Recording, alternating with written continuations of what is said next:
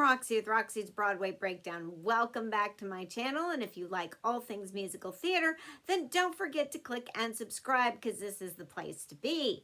Okay, so I was going to do a video about my favorite musicals of all time, and then the list got to be way too long. I couldn't decide. I kept going, oh, I can't forget this show, and this show needs to be on the list.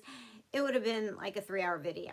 So I decided to do my least favorite musicals of all time, which is a very short list because there's very few musicals that I like really don't like.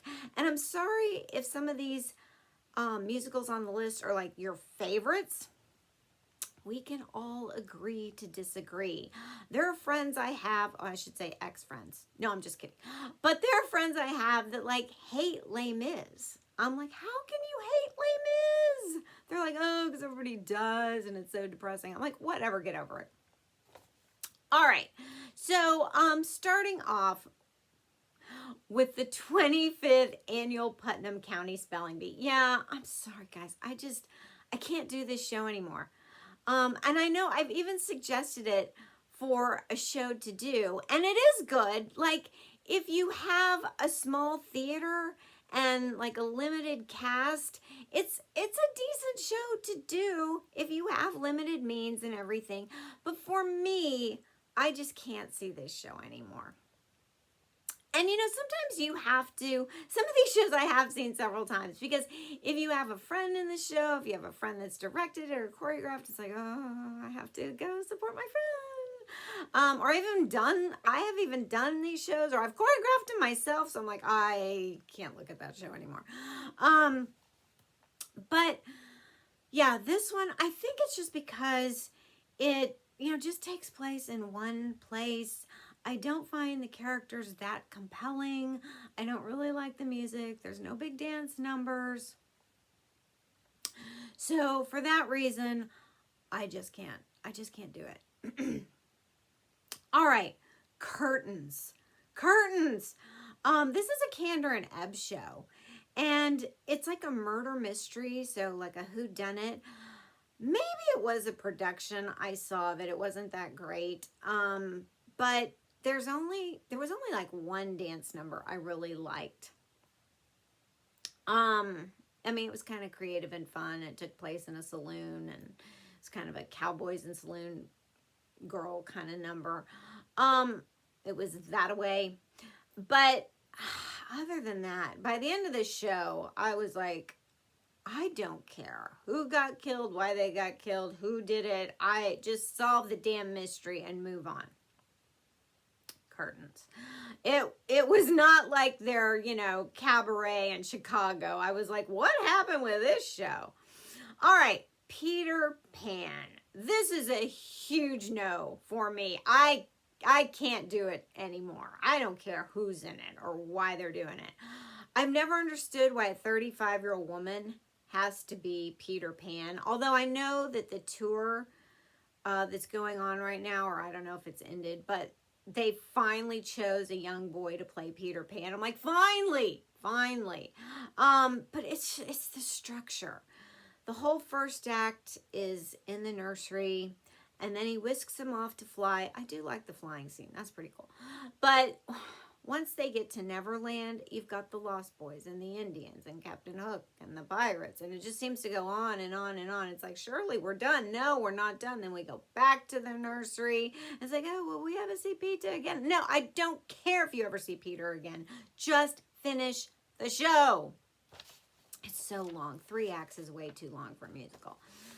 All right, Beauty and the Beast. Oh, I've co-choreographed this show.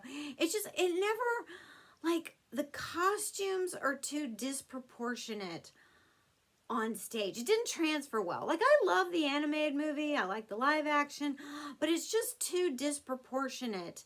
You've got, you know, Mrs. Potts and Lumiere and the wardrobe and Cogsworth, and when they're all on stage, it just takes up so much room. Yeah, I just, and Be Our Guest with the forks and the knives and the dancing plates, and I'm overwhelmed with that show. It's too much on stage. Same thing for Little Mermaid. I don't think that transferred well. I never get the illusion that they're underwater, and the mermaids and little Ariel show with they're on like roller skates, and it's just, they're not underwater, and Ursula has that big costume. Some Disney shows transfer well. Lion King is stunning. I could watch Lion King over and over. I love Newsies. I love Mary Poppins. They did the magic really well in that. But not Beauty and the Beast and Little Mermaid. Just a big no from me. Sound of Music. Oh, Sound of Music. I love the movie. And I think here's why. The show seems like it's like a little show that wants to be a big musical. Kind of like Rodgers and Hammerstein's, like their Oklahoma or Carousel. But this one, it transferred so well to screen because it was finally able to use the big landscape of Austria and spread out and have the big mansion and, you know, go to the gorgeous, you know, Abbey and just use all the scenery and the cinematography. And then it had Julie Andrews and Christopher Plummer. But the show is very small. You never feel like you're in the hills of Austria. You never feel like you're in a big mansion. It's just Maria and the kids and the captain, and they bring in gratuitously, you know, Baroness Schrader and Max for like extra characters. And then the ensemble is just nuns and Nazis. I was a nun. It's just a really boring show. It's to watch, to do. I don't know. I don't like Sound of Music. I love the movie, not the show. Okay, Aida. Aida for me, and I know all these shows got, you know, they're classics. They were on Broadway forever, and they got rave reviews. It's just, for me. Aida, it's very convoluted. She's a Nubian princess. It gets mistaken for a slave. You've got the Egyptian captain who falls in love with her, but he's engaged to this Egyptian princess. But it was sort of this timeline thing. It's like Aida and the Egyptian captain fall in love, and they're in the proper setting, almost time period, but then his princess, they tried to contemporize and make her funny and kind of avant-garde with her costumes, but she was almost like a spoofy character. It was almost like she belonged in Joseph and the Amazing Technicolor Dreamcoat kind of thing.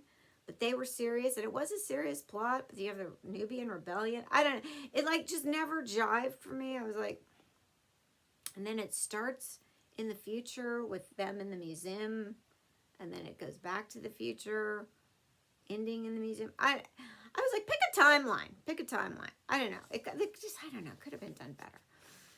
And I wasn't that crazy about the music. I don't know. Elton John is hit or miss with his music.